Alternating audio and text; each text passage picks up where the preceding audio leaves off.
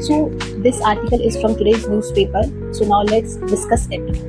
The new FCRA bill is about control, not transparency. It must be opposed. So this article talks about that how the government, in the name of transparency, taking control over civil society organizations like NGOs and independent ones. कैसे उसको suppress किया जा रहा है, ये articles में इस चीज का जिक्र किया गया है. तो what is FCRA? So FCRA is foreign contribution regulation act, जो कि 2010 में बनाया गया था. जितने भी हमारे यहाँ NGOs होती हैं वो क्या कर सकती है, फॉरेन फंड्स को एक्सेप्ट कर सकते हैं विद सम सर्टेन रूल्स.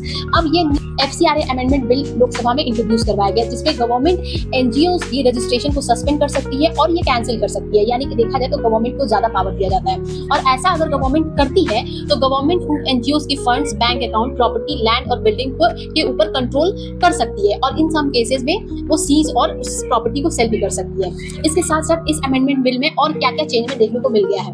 तो दिया गया है क्या कि अगर कोई NGOs या फिर अगर कोई इंडिपेंडेंट सोसाइटीज है, मतलब जो कि लोगों के लिए, वेलफेयर के लिए काम कर रही है, तो उसको सर्टिफिकेट लेना पड़ता है फ्रॉम होम मिनिस्ट्री, रजिस्ट्रेशन करवाना पड़ता है. तो अगर वो रजिस्ट्रेशन रिन्यूअल टाइम पे नहीं कराती है या फिर टाइम से लेट कराती है या फिर उसका एप्लीकेशन रिजेक्ट हो जाता है, तो in that case registration cancel कर दिया जाता है. मींस गवर्नमेंट के पास क्या है, अथॉरिटी है, गवर्नमेंट के पास एक कंट्रोल आ जाता है उस एसेट्स के ऊपर, NGOs की जो एसेट्स हैं उसके ऊपर कंट्रोल करने की टेम्परोरीली. अब यहाँ पे कंट्रोवर्शियल ये क्यों है? क्यों? इसलिए क्योंकि ऐसा माना जा रहा है ये जो बिल है उसमें कंट्रोल बढ़ते जा रहा है गवर्नमेंट का और ट्रांसपेरेंसी कम होती जा रही है. कंट्रोल कैसे बढ़ रहा है? क्योंकि जो लाइसेंस है वो गवर्नमेंट क्या कर सकता है, सस्पेंड कर सकता है, कैंसिल कर सकता है.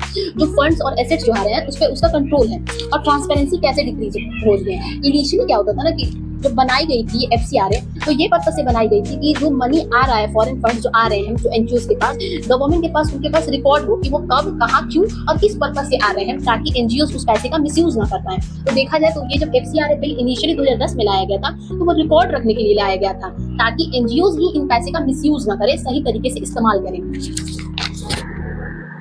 जो NGOs होती है ना वो गवर्नमेंट के अगेंस्ट चली जाती है, गवर्नमेंट से क्वेश्चंस करती हैं. बट क्योंकि अब गवर्नमेंट इनके ऊपर ज्यादा कंट्रोल रखेगा तो वो गवर्नमेंट से थोड़ा डरेंगे. मतलब उनके पास जो अथॉरिटी था पहले, मतलब पहले जो इंडिपेंडेंट काम करती थी वो अब इंडिपेंडेंट काम शायद वो ना कर पाए. अब गवर्नमेंट का इसमें क्या लॉजिक है, गवर्नमेंट क्या बताना चाह रहा है कि वो अमेंडमेंट बिल ये क्यों लाया गया है? तो according to government, foreign fund का मिसयूज ना हो, नेशनल सिक्योरिटी को बढ़ावा देने के लिए, ट्रांसपेरेंसी और अकाउंटेबिलिटी को और स्ट्रॉन्ग करने के लिए गवर्नमेंट का ऐसा मानना है कि वो ये अमेंडमेंट बिल FCRA को लाया गया है. अब FCRA ओरिजिनल और अमेंडमेंट का में क्या डिफरेंस है? तो ओरिजिनल जो FCRA बिल जो 2010 में लाया गया था वो बस एक रेगुलेशन फोकस था, मतलब कि उसका बस था कि NGOs सही तरीके से काम करे, वो पैसे का सही तरीके से यूज करे, उस चीज के बारे में जिक्र था. बट इस अमेंडमेंट में ऐसा माना जा रहा है कि एग्जीक्यूटिव कंट्रोल बढ़ते जा रहा है NGOs पे, गवर्नमेंट का. अब पहले क्या था कि लिमिटेड प्रॉपर्टी पावर था, लेकिन अभी क्या है कि ऐसा माना जा रहा है कि एसेट्स मैनेज, सीज और सेल